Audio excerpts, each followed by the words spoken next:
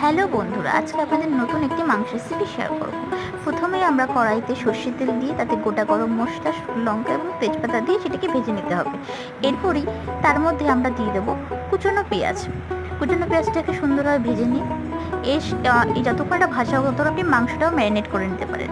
প্রথমে আমরা মাংসতে যেমন আমরা সাধারণত দিয়ে থাকি নুন, হলুদ, কাঁচা লঙ্কা, শুকনো লঙ্কা, জিরে, ধনে পেস্ট, এবং তার সঙ্গে আপনি চাই একটু টক দই যাতে গ্রেভিটা বেশি হয়, এবং কাশ্মীরি লঙ্কার গুঁড়োতে সুন্দরভাবে ম্যারিনেট করতে হবে।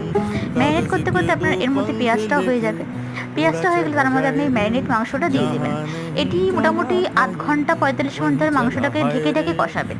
আপনি চাইলে কিছু টমেটো কুচিও দিতে পারেন, তাতে আর একটু ভালো লাগবে খেতে। এরপর এবং গরম মশলা দিয়ে মাংসটাকে নামিয়ে নেব।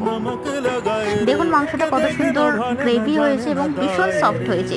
এটি রুটি, পরোটা, নান যাই হোক আপনি যা দিয়ে খাবেন খুবই